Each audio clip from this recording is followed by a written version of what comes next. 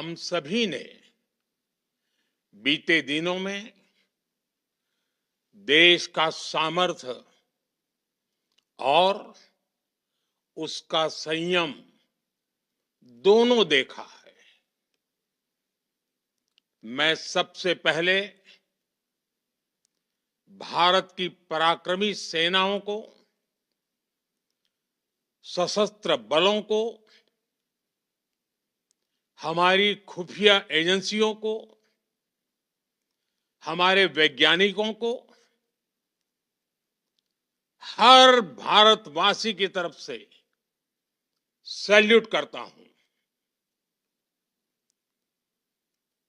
हमारे वीर सैनिकों ने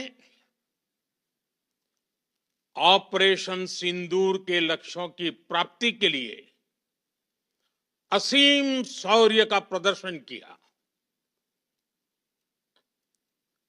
मैं उनकी वीरता को,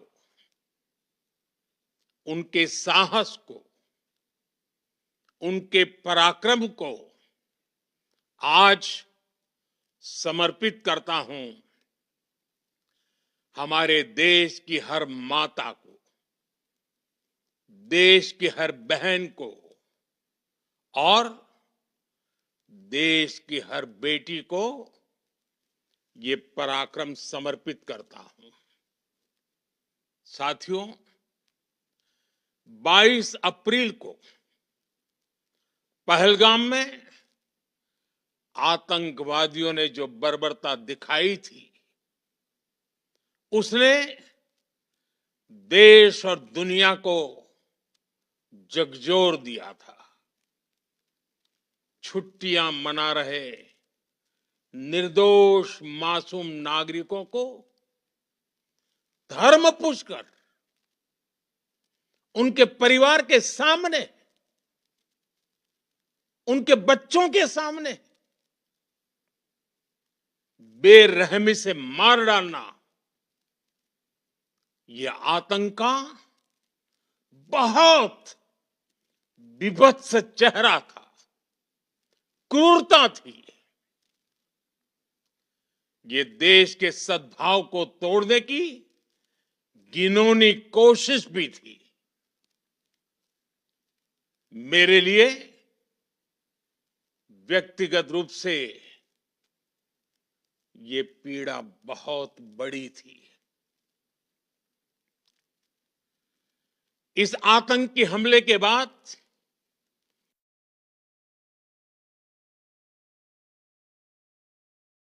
सारा राष्ट्र, हर नागरिक, हर समाज, हर वर्ग, हर राजनीतिक दल एक स्वर में आतंक के खिलाफ कड़ी कार्रवाई के लिए उठ खड़ा हुआ। हमने आतंकवादियों को मिट्टी में मिलाने के लिए भारत की सेनाओं को पूरी छूट दे दी और आज हर आतंकी, आतंक का हर संगठन जान चुका है कि हमारी बहनों बेटियों के माथे से सिंदूर हटाने का अंजाम क्या होता है। साथियों, ऑपरेशन सिंदूर ये सिर्फ नाम नहीं है, ये देश के कोटि कोटि लोगों की भावनाओं का प्रतिबिंब है। ऑपरेशन सिंदूर न्याय की अखंड प्रतिज्ञा है।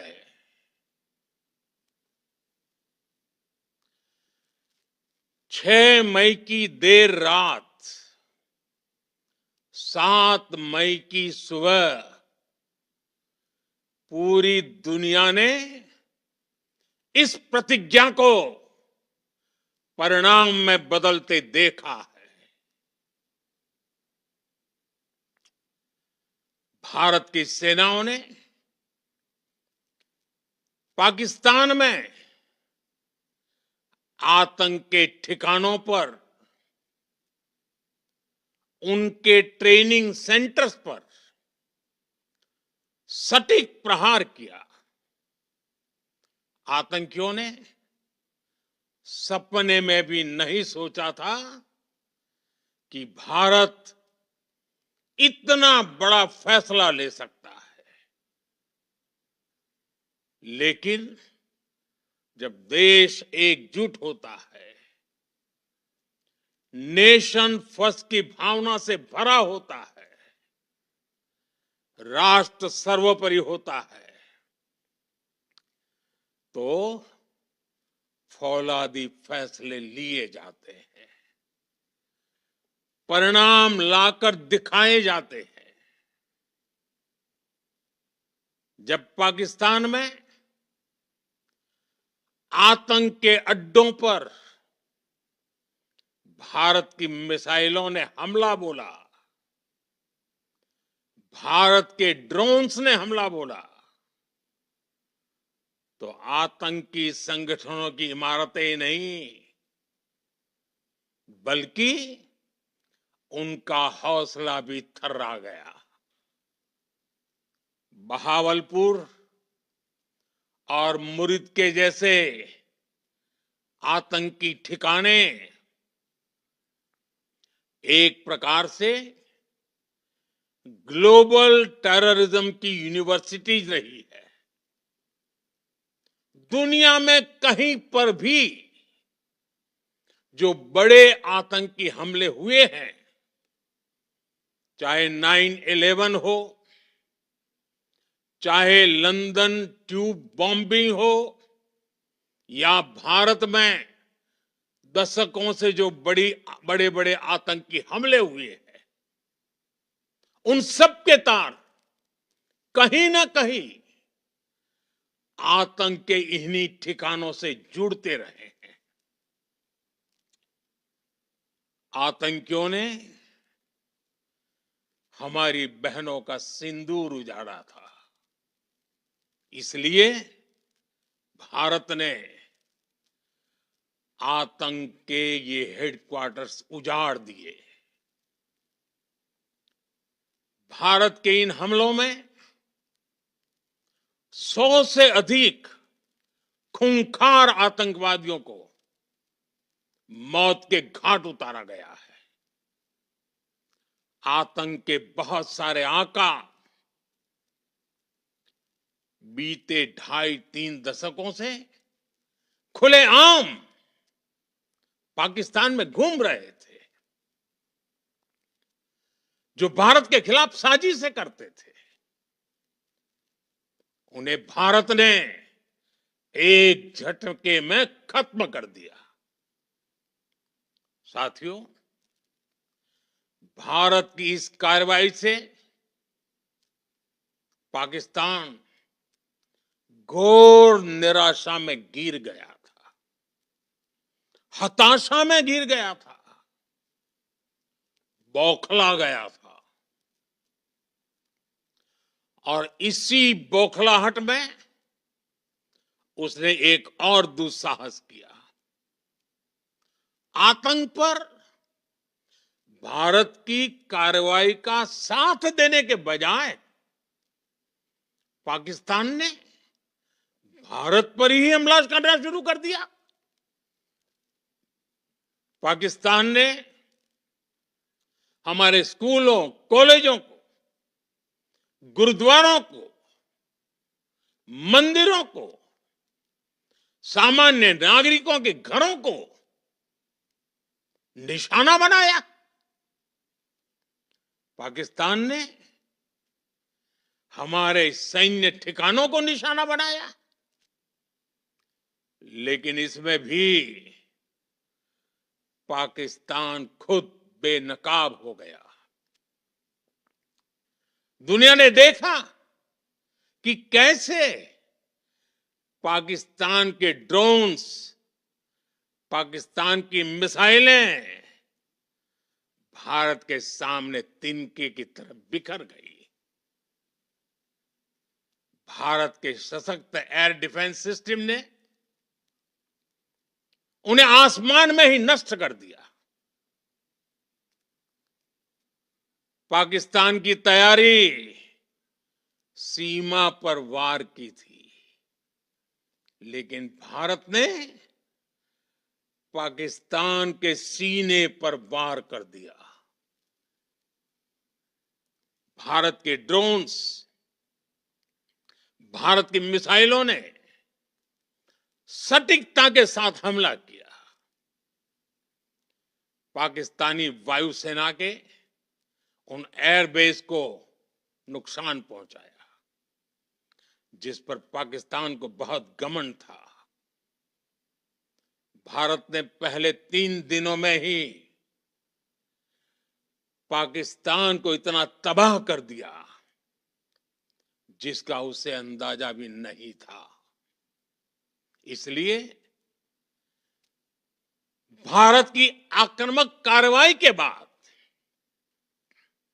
पाकिस्तान बचने के रास्ते खोजने लगा। पाकिस्तान दुनिया भर में तनाव कम करने के लिए गुहार लगा रहा था, और बुरी तरह पीटने के बाद इसी मजबूरी में 10 मई की दोपहर को पाकिस्तानी सेना ने हमारे डीजीएमओ को संपर्क किया। तब तक हम आतंकवाद के इंफ्रास्ट्रक्चर को बड़े पैमाने पर तबाह कर चुके थे। आतंकियों को मौत के घाट उतार दिया गया था। पाकिस्तान के सीने में बसाए गए आतंक के अड्डों को हमने खंडहर बना दिया था। इसलिए जब पाकिस्तान की तरफ से गुहार लगाई गई, पाकिस्तान की तरफ से जब ये कहा गया कि उसकी ओर से आगे कोई आतंकी गतिविधि और सैन्य दुस्साहस नहीं दिखाया जाएगा, तो भारत ने भी उस पर विचार किया।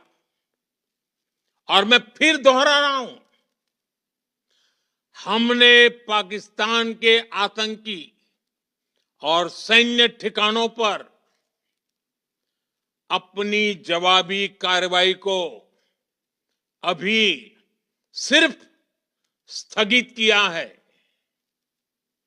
आने वाले दिनों में हम पाकिस्तान के हर कदम को इस कसौटी पर मापेंगे कि वो क्या रवैया अपनाता है। साथियों, भारत की तीनों सेनाएं, हमारी एयरफोर्स, हमारी आर्मी और हमारी नेवी,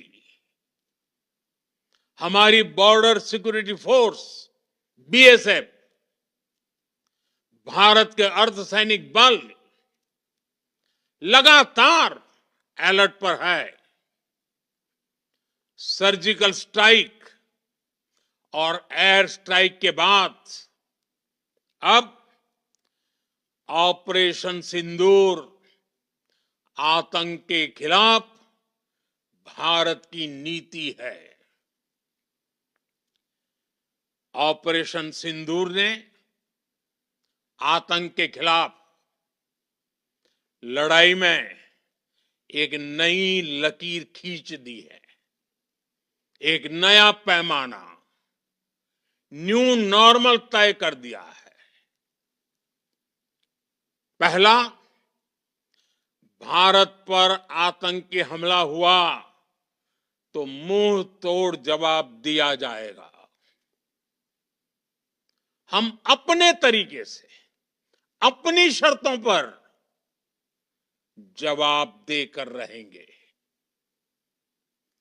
हर उस जगह जाकर कठोर कार्रवाई करेंगे जहां से आतंक की जड़ें निकलती हैं। दूसरा,